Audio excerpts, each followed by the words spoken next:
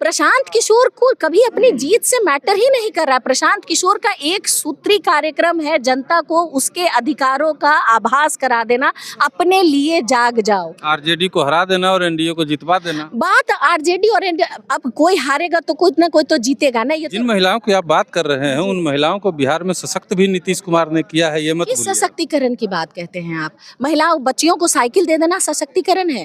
आप स्कूल में बच्चियों को, आज बच्चे आपके शिक्षा के लिए स्कूल नहीं जाते, आज आपके बच्चे स्कूल से मिलने वाले पैसे के लिए स्कूल वहाँ गए थे वो मिलने, तो वो लड़कियां जो बैठी थी वो शौचालय के लिए हाथ जोड़ रही थी इसी प्रशांत किशोर के सामने। छात्र अगर किसी चीज़ के अगेंस्ट सत्याग्रह करना चाहे या अपनी आवाज़ को रखना चाहे तो उसको कहीं जाने की आवश्यकता ना पड़े और लाठी खाने की तो बिल्कुल भी ज़रूरत ना पड़े। प्रशांत जी रणनीतिकार रहे ना रहे ये तो मैं नहीं कहूँगी, लेकिन प्रशांत जी बिहार की जनता के लिए जो उन्होंने ये बीड़ा उठाया है, जो पदयात्रा जो वो कर रहे थे और बिहार की स्थिति सुधारने का जो बीड़ा उन्होंने उठाया, ये व्यक्ति कुछ करके ही रहेगा। जनसुराज के संस्थापक प्रशांत किशोर ने पटना में जो है टेंट सिटी का स्थापना कर दिया है। पटना से दूर गंगा की गोद में टेंट सिटी का निर्माण कर दिया है। क्यों किया है, काहे किया है, किस लिए किया है, ये जानने के लिए हमारे साथ जनसुराजी हैं वंदना कुमारी।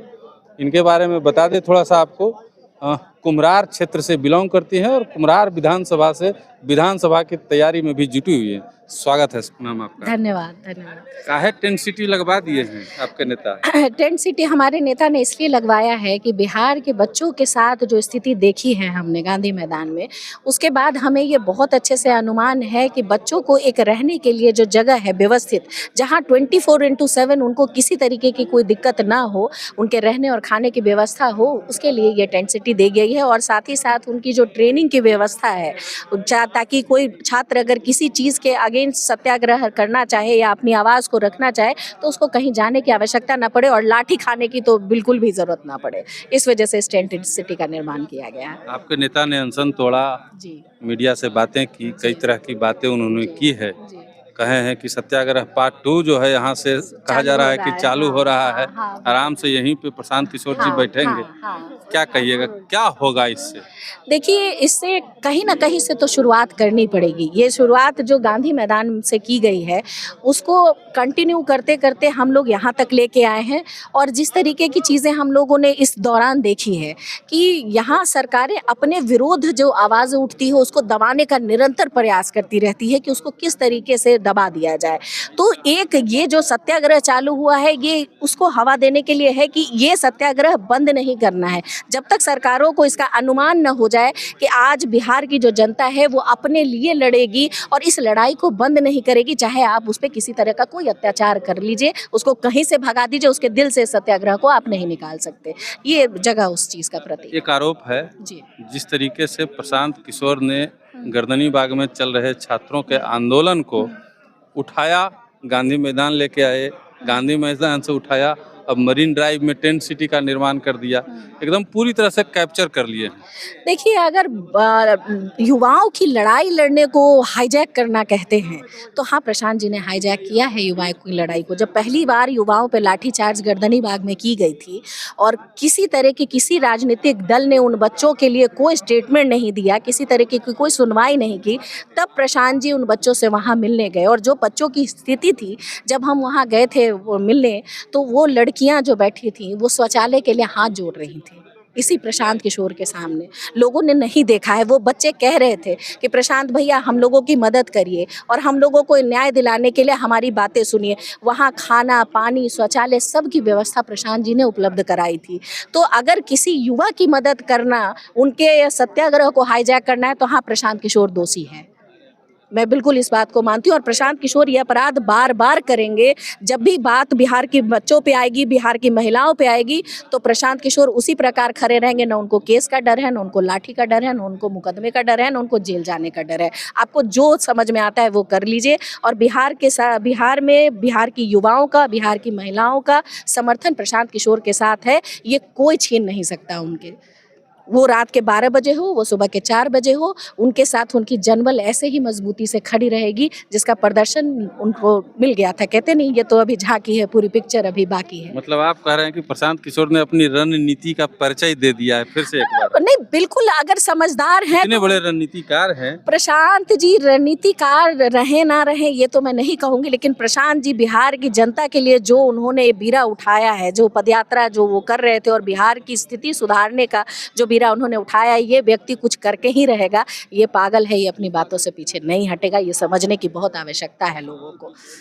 पहले जब प्रशांत किशोर ने अपनी राजनीति बिहार में शुरू की थी, पदयात्रा जब आरंभ किया था, जी। तब वो लगातार तेजस्वी यादव पे हमलावर थे। लेकिन जब से ये आंदोलन, इस आंदोलन को उन्होंने तथाकथित, जैसे लोग कह रहे हैं कि हाईजैक किया है, तब से वो नीतीश कुमार पे हमलावर हो गए हैं, मुख्यमंत्री पे। आज भी उन्होंने मांग किया है कि मुख्यमंत्री के मानसिक स्थिति की जांच होनी चाहिए। ये बातें तो बहुत दिन पहले लोगों को मांग लेनी चाहिए। बात क्या है कि हमारे बिहार को आदत हो गई है कि कोई ना कोई हमारा नेतृत्व करे और जाए। जिस समय नीतीश कुमार ने इस तरीके की जो आपत्तिजनक स्टेटमेंट महिलाओं के खिलाफ दी, जिसका मैं मतलब बहुत हद तक ये विरोध करती हूँ कि हमारी आवाज़ बन के कोई दूसरा क्यों लड़ता है, हम अपनी बातों को क्यों नहीं। क्या आप ये सुनने के लिए तैयार हैं? क्या आप अपने आप को अपाहिज बनने के लिए तैयार हैं? अगर हैं तो कोई ना कोई नीतीश कुमार, कोई ना कोई आरजेडी सरकार, लालू यादव जी बैठेंगे और आपकी यही दुर्दशा करेंगे। जिन महिलाओं की आप बात कर रहे हैं, उन महिलाओं को बिहार में सशक्त भी नीतीश कुमार ने किया है, ये मत किस भूलिए। सशक्तिकरण की बात कहते हैं आप? महिलाओं, बच्चियों को साइकिल दे देना सशक्तिकरण है? आप स्कूल में बच्चियों को, आज बच्चे आपके शिक्षा के लिए स्कूल नहीं जाते, आज आपके बच्चे स्कूल से मिलने वाले पैसे के लिए स्कूल जाते हैं। क्या कभी गार्जियन ने ये पूछा है कि आपके स्कूल में पढ़ाई होती है कि नहीं होती है? आज आपकी लड़कियां पढ़ रही हैं, आज आपके बिहार में देख लीजिए, आपकी बच्चियां डिप्रेशन से, एंजाइटी से इसकी शिकार हैं। क्यों? आपने बिहार में बच्चियों की पढ़ने की व्यवस्था करी। पढ़ के बच्चियां क्या करेंगी? नौकरियां तो आप बेच दे रहे हैं, तो वो मजदूरी करें या तो वो शादी करें। तो यही विकल्प तो उनके माँ बाप पहले भी कर रहे थे, तो उन्होंने क्या व्यवस्था सुधारी है? मेरे को इस चीज़ का जवाब दे दें। आप भी कई पार्टियों में काम कर चुकी हैं, कई पार्टियों के जी साथ नहीं, काम कर मैं चुकी हैं। किसी राजनीतिक दल में नहीं थी, चूंकि मैं किसी राजनीतिक दल की विचारधारा से अपना ये नहीं, इत्तेफाक नहीं रखती हूँ। मैं बिल्कुल स्पष्ट वे में जानती हूँ, जो सरकार, आप सरकार की गद्दी पे इसलिए बैठते हैं चूंकि बिहार की जनता आपको चुनती है कि आप बिहार में कुछ न कुछ बदलाव करेंगे, बिहार की स्थिति को सुधारेंगे, ना कि आप बिहार को बद से बदतर बनाते चले जाएंगे। मैं इसका बिल्कुल समर्थन नहीं करती, और चूंकि मैं प्रशांत जी की विचारधाराओं से काफ़ी हद तक ये रखती हूँ, क्योंकि वो बिहार की युवाओं को, बिहार की समस्याओं पे, बिहार की महिलाओं पे काम कर रहे हैं। इस वजह से मैं पिछले 1.5 साल से प्रशांत जी के साथ निरंतर हूँ और तब तक रहूंगी जब तक ये बदहाली दूर ना हो जाए। 2025 विधानसभा इसी मतलब अक्टूबर नवंबर में है। क्या लगता है ये सत्याग्रह पार्ट 2 जो यहाँ से शुरू होगा, वो बिहार में बदलाव के लिए शुरू हुआ है? देखिए, बिहार में बदलाव तो उपचुनाव में ही दिखा दिया गया। आप जो एमएलसी के जो उपचुनावों को देख लीजिए, आप एमएलए के उपचुनावों को देख लीजिए, इसका जो रिजल्ट आया है अप्रत्याशित, आपके यहाँ निर्दलीय लोग जीत रहे हैं। क्यों जीत रहे हैं? आपको क्या लगता है?